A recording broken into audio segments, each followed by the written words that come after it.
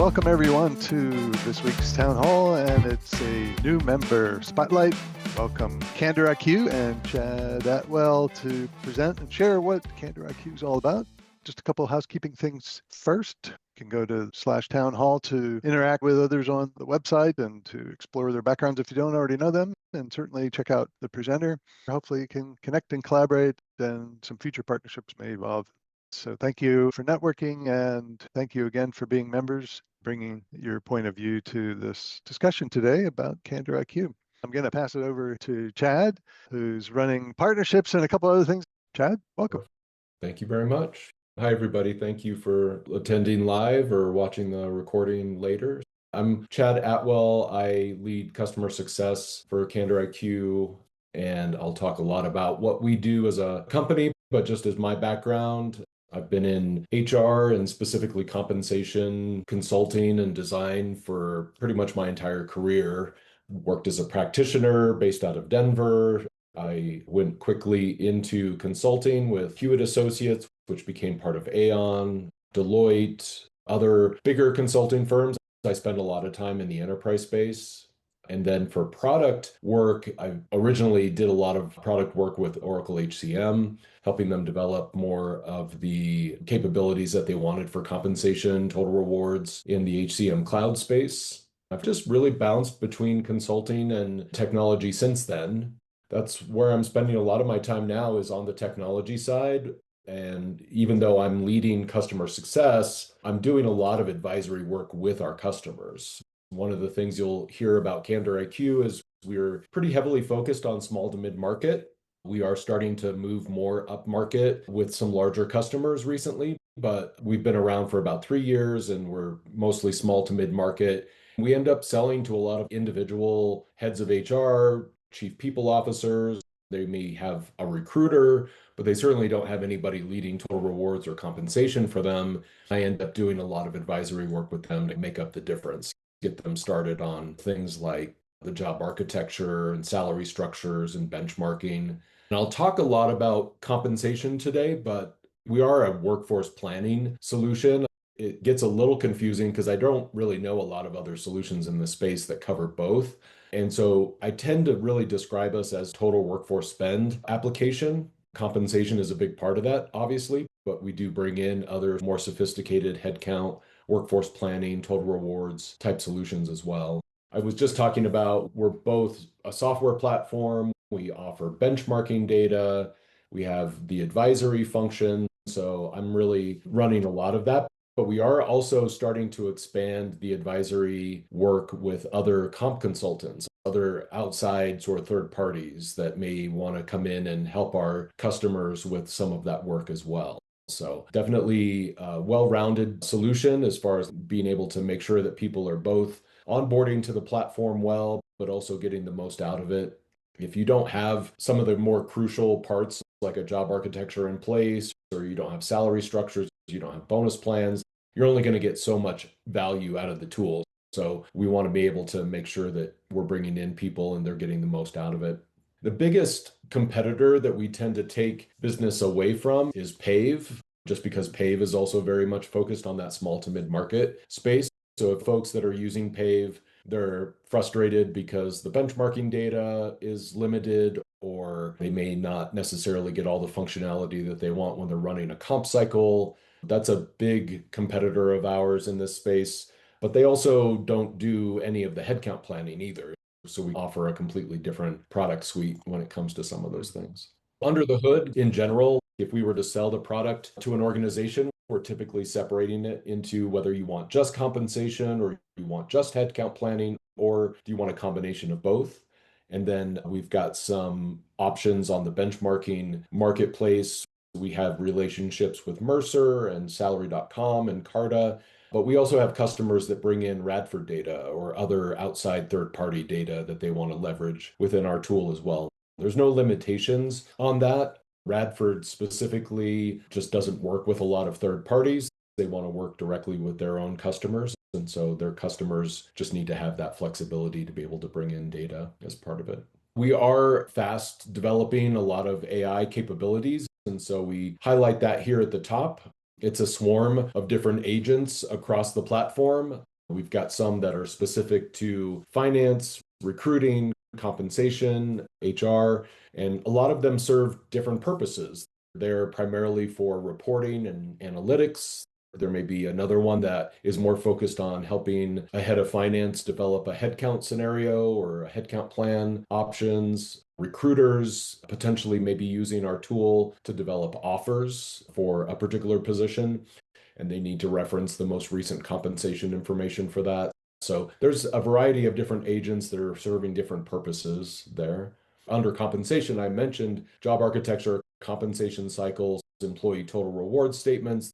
Those are pretty typical for a lot of compensation products in this space, but we do have other offerings around off-cycle awards, spot bonuses, recognition, the ability to run promotion cycles, not specific to just a big annual cycle, but one-off comp cycles that way. And then the candidate offers down here, this is a very natural expansion of our platform because it's essentially a candidate offer is a total reward statement for a candidate, not an employee.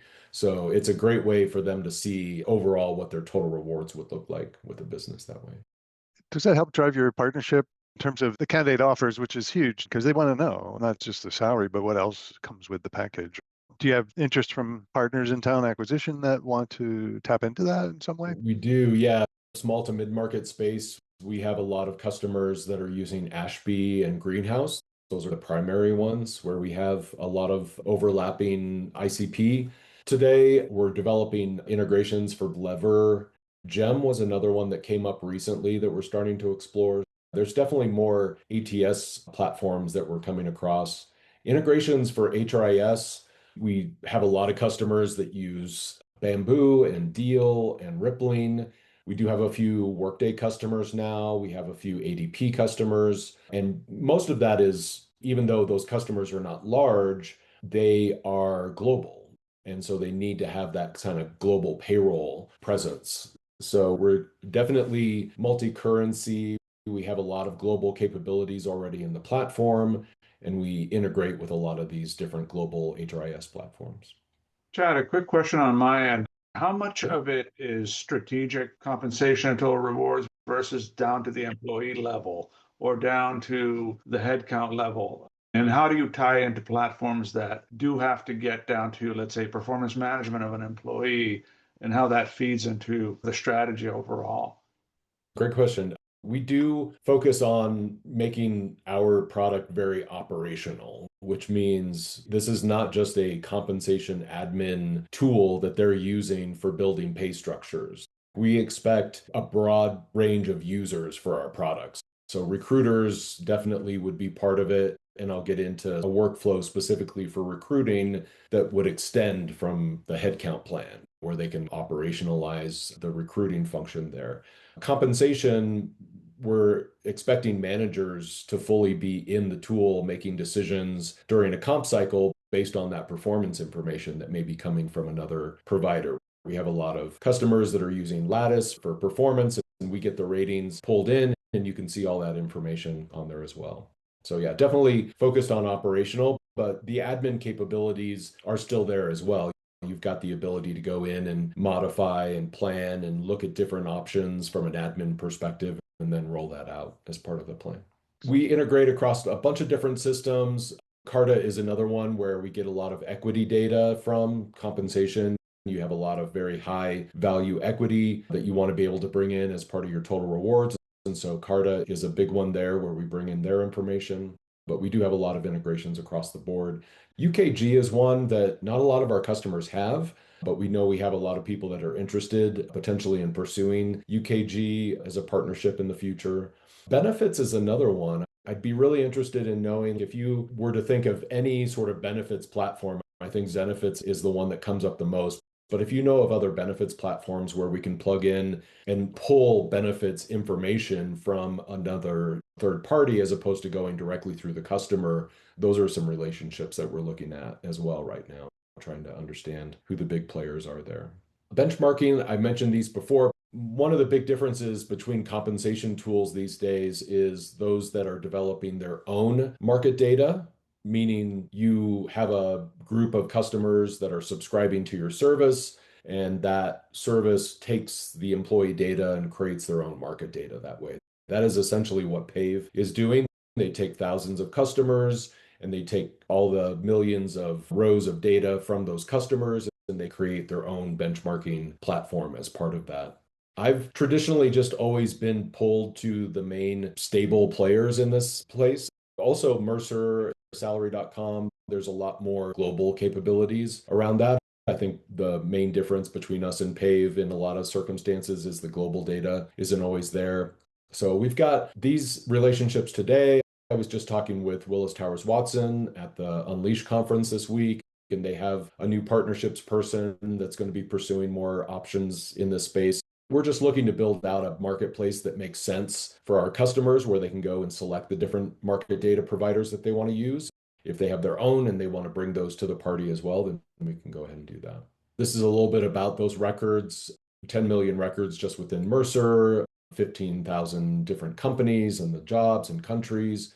Just all of those different quality data set is really important. Even if you're just a small 150 person company, you're still highly competitive for engineer positions in Silicon Valley, and you want to be able to hire those as well. Compensation cycle, I think a lot of us probably understand what's involved with that, but this gives you that feel from like design all the way to operations. Macro versus micro gives you the ability to really see what's involved. So we do have a lot of budgeting capabilities. You're able to budget for different parts of the business in different ways. Any of the comp cycle is going to cover things like salary, bonuses, equity awards, a variety of different types, promotions.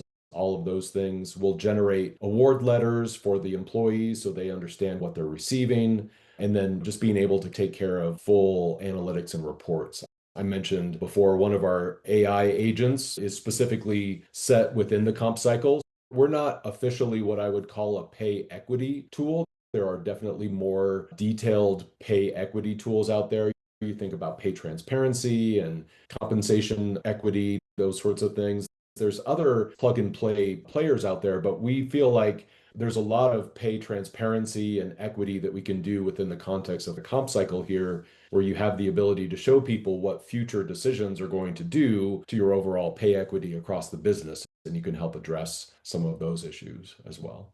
And then headcount planning, you've got the variety of different users that can be a part of that. So HR, talent, finance, a lot of them are doing this modeling ahead of time. Going into the fall this year, you'll see a lot of our customers building out what a 2027 fiscal year workforce plan is going to look like for them. And then once that plan actually goes live, they can go through more what if modeling capabilities. They can look at org charts, but even managers can get involved into the workforce planning part of our product because they will no doubt be requesting additional headcount throughout the year. There's going to be things that they didn't anticipate. Even if they're just replacing someone on their team or they want to hire someone brand new altogether, then they can go in and there's a workflow specifically around how they request headcount planning for that. I won't go live through a demo today, but this will give you a feel for some of the different screens that we have. So the agents here, you can see we're generating analytics based on headcount by department. This particular screen down here is showing just overall what's our headcount plan for the different groups by job title. So you can ask a variety of different questions, and it's specific to your data set as a customer. We're not going across any of our other customers and pulling in any kind of benchmarking data or anything else across the board that way. It's specific to your own environment that way. Another quick question, Chad. A lot of what you're showing is analytics, workforce planning and people analytics, HR analytics. There's a lot of players in the industry that do front to back, from talent acquisition all the way to sunsetting an employee. Where do you see yourselves fitting into that framework? Like a Visier or a One Model or Higher Road or Org Chart, for example, another player laser focused on one thing, but where do you see them fitting into your ecosystem? That's a great question. I typically describe us as bringing more of those enterprise capabilities to the small to mid market. Visier and others very much focused on enterprise space. There's a lot of discussion right now with different providers, different partnerships in this space for people who have been enterprise for a while. And when I was with Deloitte, I I worked a lot in the Oracle and the Workday space and other sort of enterprise providers. Everyone wants to go down market into more mid-market capabilities. We're sort of on the opposite side of that. We're building a lot of these enterprise capabilities for our small to mid-market customers. Eventually, we will get into that enterprise space. Just to give you a feel, average ICP for us would be a software startup technology company in Silicon Valley with about 100 to 250 people. That's a pretty typical ICP for us. But we just recently signed our largest customer, which is 5,000, more of a manufacturing retail establishment. And they're also based out of Canada. They're actually not a US-based company. So we're starting to see a lot more expansion in that space. I think the main thing that we're bringing to this, even though Visier does technically have their own sort of total rewards product, they don't have the tie-in to the benchmarking platform, those sorts of things. There's definitely a lot of overlap there, but we are compensation focused in a lot of different ways. And hopefully that just makes the headcount planning that much more detailed and valuable to the customers. Great. Makes sense. We have the ability to generate job architecture from scratch. Even with an AI-powered solution like this, there's still a lot of how do we tailor this to our business and that sort of thing. What I spend a lot of my time doing from an advisory perspective is helping customers build these job architectures. Just getting to an initial starting point with them via an AI platform like this is really helpful. We can figure out typical job families and the number of levels that you want to have and job titles. Once you're at that point where you can start to really see what a job architecture would look like, then you can start to make the individual changes or adjustments that your CEO or CFO might want to see on some of those things. Comp cycle, a lot of you are familiar with the way the comp cycle runs, but essentially you're building out budgets, you're monitoring spend, you're able to see for individual employees what the recommendations are for them. And this is all based on the workflow that the customer wants to use. In some cases, they may limit the comp cycle just to their individual department leads. In some cases, they're pushing it down all the way to individual line managers, but full audit capabilities. We can see a variety of different changes, time and date stamped, all of those things. Ultimately, this becomes a comp cycle that you can go back to and see historically. All of this data needs to go then to the HRIS. HRIS is still the system of record for employee data when it comes to salaries and their job titles and all of those things. We will help our customers load that information back into their HRIS platform via the integrations that we have. Off-cycle, similar, but just happening throughout the year. You've got the ability to go in and request different compensation changes for individuals, or it could be a spot bonus, anything related to cash or salary adjustments that you want to give out to people. Typically, lots of products will throw a comp cycle solution at someone, but I haven't really experienced very many customers where they don't have a significant amount of off-cycle work that's also happening throughout the year. So it's just as important to track that, have the workflow, maybe a budget can be used as part of this as well. Then workforce management, the org chart view here is showing you a scenario where you see current employees, but you're also seeing all of your open jobs. This is something we call our headcount tracker. The tracker is meant to be your approved headcount throughout the year, targeted for particular dates. So if you are hiring software engineers, you know you want 5 software engineers to be hired in May. All of a sudden, maybe finances are not looking as good as they should have, and we want to push that headcount back into the August timeframe. You're able to see the savings of that move. You have a certain number of months that you had targeted to fill with those software engineer roles, then you can actually see the savings. Or if you want to move it up and see what the additional cost would be for that as well. And that comes in full request workflow, just being able to move this through a manager who's making a request. They can request that through their own department leads, and then that moves to heads of HR or CFOs, other groups that can approve that workflow throughout the year.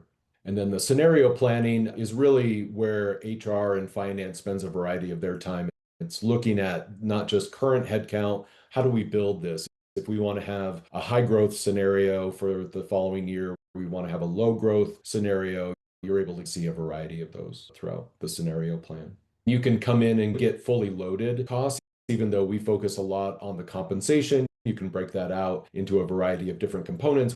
We can still bring in tax benefits, other loaded costs like real estate, HR and finance are really seeing the same numbers when it comes to the actual workforce plan. Chad, from your go-to-market, how much is the finance department or people like CFOs part of the decision process for this? Is it 50-50 with HR or 90-10? It's closer to the 90-10 scenario. HR is primarily still the main buyer. CFOs, other finance leaders can get pulled in during the process, but a lot of the prospects that are coming to us know us as a compensation planning tool, and that's what they're trying to do. They're trying to replace Pave. They're trying to replace another solution specifically for the compensation, but then they also see the headcount plan and they're like, oh, that's really interesting. I'm going to talk to my head of finance about that, see if they have any interest. There's one finance tool that I've been meaning to dive into a lot more, and that's Pigment. Pigment has been coming up a lot more in these conversations where finance has a specific, even if it's not pure headcount planning, it's a lot of analytical tools, a lot of visual aids in like seeing what your headcount plan looks like throughout the year. So there's some other things that we could be doing to lead those discussions and really get into the finance decision makers sooner. But we tend to get introduced to them via the heads of HR. On a related question, if I may, the conferences that you go out to meet the buyers, you just had Unleash, which is generally known as an HR conference. Then there's also World at Work, which I've only been to once many years ago, but I'm curious, is that one more 50-50 from the audience, or is it still more of an HR show that focuses on compensation side of things? World at Work, if you're not familiar, it's like SHRM for total rewards. It is basically a lot of comp and benefits people. So it's an important conference for us to be at. But honestly, just because we end up working with small to mid-market companies that don't always have a head of total rewards or a head of compensation, we get a lot more traction out of the HR Unleash and Transform conferences, those who are looking for a solution, especially if you have some of the advisory work that comes with it. The Total Rewards conference with World at Work is a great conference because people there are super deep, they're super technical, they want to go through very specific scenarios, and it's a great way for us to grow our platform more into that enterprise space and just understand what the market's expecting. To your point, there's definitely a lot of finance CFO type conferences out there that we've started to evaluate. Okay, thanks. Good insights. Let me paint a picture. This headcount candidate offer experience is really compelling for a lot of our customers. If you're back here in the headcount plan and you know you have those 5 software engineers that you want to hire in May, then that's great. What happens when May comes around? How do we get those 5 software engineers into your ATS platform and make sure that you're hiring at the correct level for those? So that's where we get in now to a recruiting flow where if we're integrated with your ATS, Greenhouse, Ashby, and others, you can take the headcount plan, essentially initiate the requisition for your ATS within CandorIQ. And then CandorIQ feeds into those systems. The recruiters still work all of their magic in Ashby, Greenhouse, other ATS platforms. And then once they decide to make the offer, we can do the candidate offer via those ATS platforms. We build the templates around this candidate offer, push it down through the ATS so the candidate is receiving it. Assuming the candidate then actually accepts the position, that's going to close the headcount. It actually does loop around and closes the headcount on our side. And then eventually, when that person is added to the HRIS platform, we know there's checks and balances around this. So you have the ability to close off the headcount and make sure that you call that filled as opposed to open. Then when the employee record finally comes through from the HRIS, we know who filled that role. We're able to tie all that information together. We're getting into more sophisticated position management, variety of other options here that we've been asked to do for a few of our customers where they want to see a little bit more technical capabilities on tracking positions throughout the year, some of those things. The recruiting experience for me is really just one of the funnest parts of our platform, just because they get to see a lot of this information, the total rewards side of things that typically you don't see in a lot of the ATS platforms. I would think that would really help with the candidate acceptance. Are you seeing any of your customers using a Greenhouse or Ashby push this up front a little sooner than waiting till typically the offer letter is saying, here's your offer and here's the comp package and benefits package? I think what we're seeing is because there's so much content that can go into this, So you're seeing here like a welcome letter. The total rewards is obviously specific to the offer that's coming through. The equity could also be very specific to them, but benefits and just other content around the company, or even specifically, if we know which department you're going to be hiring for, we can tell you a little bit about the team potentially that you could be joining as well. There's actually a variety of information that our customers are trying to tie together. So there is that consistent user experience with a candidate. You start off understanding more about the company and the team and what potentially you'll be doing in the role. And then eventually it becomes very specific to you with your individual offer information. So then this would be the same version of that just for your current employees. And this is a portal that employees could access year round. You have a variety of the total rewards information that can be broken down by different types of equity, the benefits integrations I mentioned before, we're starting to do more with. Then additional information if you want to link out to specific EAP programs or anything else that specifically you have resources for. But this pay range one that's come up recently, this is all meant to help address pay transparency. There's not a lot of regulations in the US yet that formally require you to tell people how their salary is set within their particular pay range. A lot of our US regulations put the onus on the employees to figure that out for themselves. You're requiring companies to share pay ranges in their postings that employees can see that. So I know if my salary is below what the posting range is, I at least have a feel for how low I might be in that particular range. We're starting to build out, because of all the job architecture information, there's more formal regulations now that'll be going into effect with Europe this summer in June, where you really are required to show employees, look, here's your salary, and here's how it is set within the particular range. Is it close to the midpoint? Is it close to the minimum, the maximum? You can actually show that information here via a total rewards portal. And the other part of the European regulation is to also show them potentially future pay ranges. So if you look at their career ladder and they were to move up to the next level, where would their salary fit into any kind of a future pay range like that as well? That's all part of it, just being able to understand where they sit and hopefully generate some more positive discussions with managers and what they can do to get further up in their pay range around some of those things.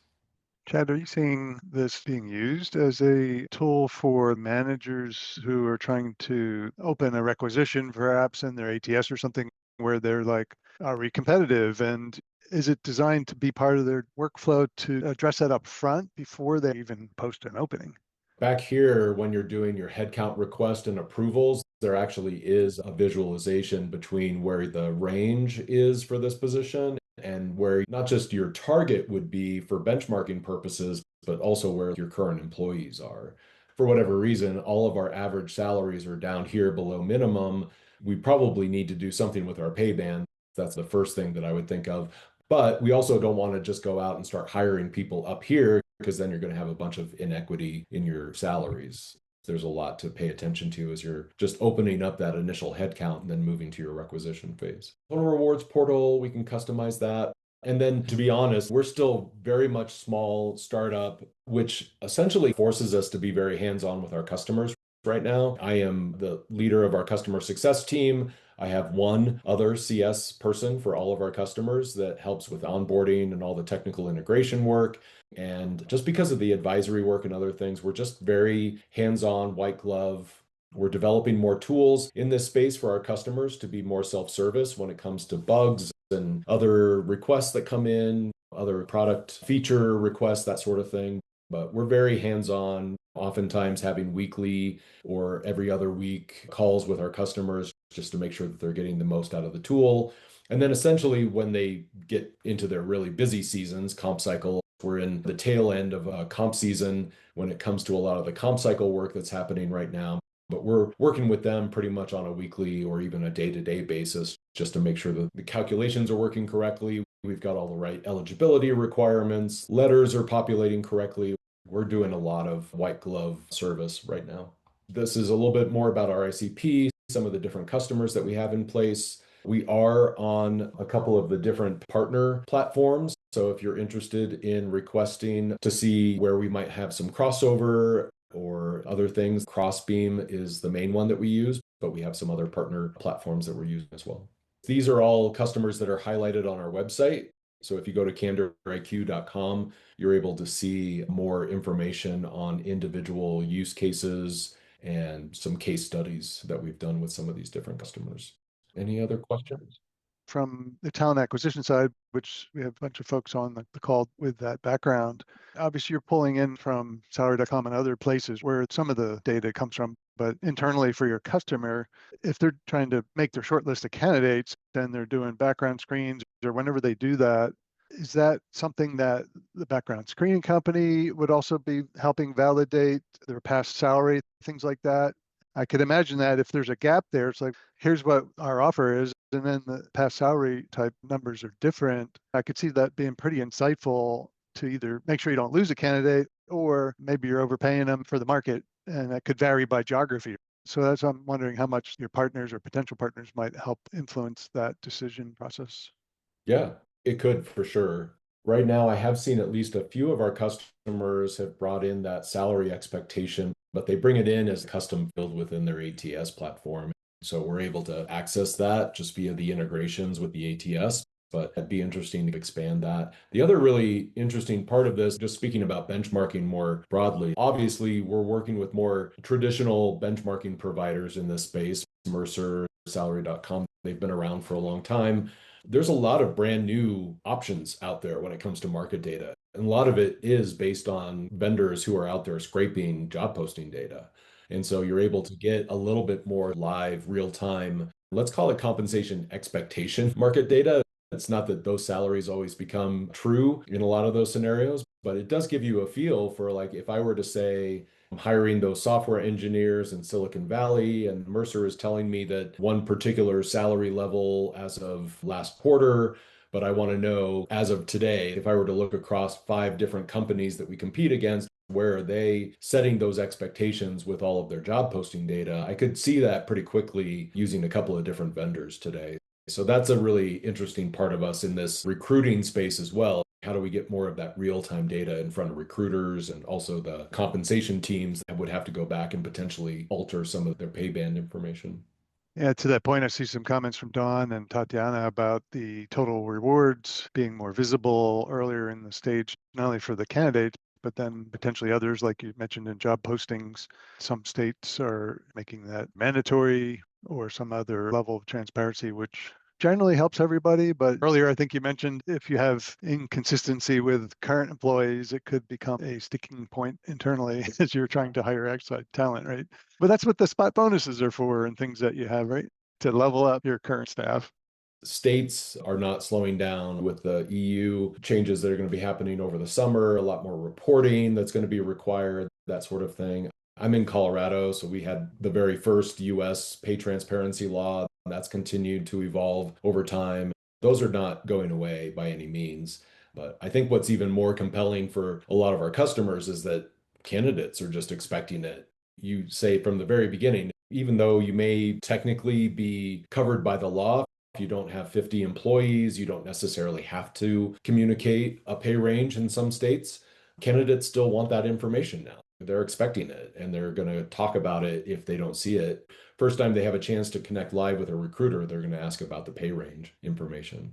Totally. And you mentioned some other providers. Public Insight is one of our members. Dan Quigg, many of us know, they help provide some of that public data to the folks like yourself and your customers, which is nice to have that balance, at least to your point in their expectations. Candidates may be, well, I saw this job pays. Well, just because it's advertised doesn't mean they're going to get it, but it's good to have that insight. I spent 12 years as a senior HR business partner. I've been working closely with the business owners and executives. From the perspective of adoption, what's the biggest friction point that you're seeing from the HR buyer's perspective?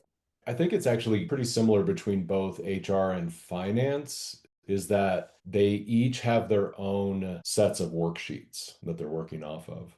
You think about the comp cycle, if you're running that off of worksheets today, you're going to have some pretty sophisticated formulas that are specific to you. Same thing on the workforce planning side or headcount planning. Finance has a lot of their own very specific formulas, things that they're running. That's typically the first speed bump we have to get over with them, is to make sure that they understand that you have a lot of flexibility in the types of formulas that you can build, the types of different scenarios, and that can be based on particular countries. It's not uncommon to see salary planning done a completely different way in one country versus another. And can we bring that together under one cycle? Same thing with headcount planning, the way we incorporate different allowances that are mandated in India versus someplace in Brazil or Argentina. So, variety of different things that just have to be accommodated around that. Just being able to show that information, how it incorporates into the platform, that there's a place for it. If you're bringing it in from an outside system or you're building formulas within our platform, we're able to be pretty flexible on a lot of those things. Even though I've mentioned PAVE a few times, our biggest competition is still Excel at this point. You read my mind, because I was just thinking, as somebody who did benchmarking manually for so many pay cycles, I'm like, this is replacing 7 different spreadsheets across 5 different teams. I would think it's more of a selling point than a friction point. 100%. Yeah, I think to your question is adoption is critical. Obviously, if they're going to continue a subscription-based service, I imagine Chad revenue model is a SaaS model, right? There is a fair amount of hesitancy for a head of HR to push more of this in front of their managers. If you're doing it all yourself and you're essentially just working with department leaders to manage compensation within the business, it is a fairly big cultural shift for you to now incorporate that and bring managers into the conversations. There's a lot of training that needs to be done. There's a lot of just change management, other components of just wherever you are on that journey. It's going to require a lot more manager understanding of why the pay range looks a certain way and why are people placed where they are. How do we incorporate understanding of not just performance, but what if I have a super high potential person on my team? What do I do for them? Just being able to incorporate those scenarios, have some training within the platform so people know what they're looking at is also really important. It's great. I learned a lot and certainly excited for the future of your customers because they want to do it right and do it well. So that's bundled into there, which was a fabulous tool to help them with that. And the mid-market is greatly underserved for sure. If somebody's watching this later is interested in potentially partnering with CandorIQ, what's the process look like? How do they get in touch? You mentioned some partners, but what kind of partners might you be looking for? I'm really open to anyone who thinks they might be able to help us as a SaaS company. I was just talking about training and content management. Those are things that definitely we as a startup will be looking at having some better options for in the future. Me as a customer success leader, I also want to potentially have some better tools on how we manage customer success. So if you have referrals or recommendations for any of those. When it comes to technical integration type partnerships, other HRIS platforms, ATS platforms, those are the big ones that we're looking at now. Certainly looking at some other market data providers as well.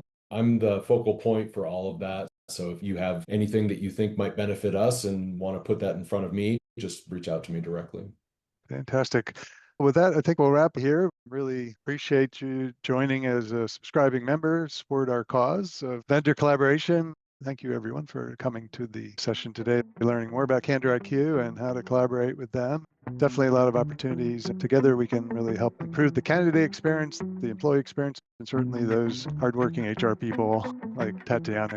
They need our help. So I'm glad we have a chance to collaborate here. Thank you again, Chad, and your team for making this possible. A huge shout out to our 2,000 plus members, especially our founding and corporate members, for their continuing support of the HR Tech Alliance's community platform. It's our subscribing members who provide the primary funding that powers our community platform and empowers our mission.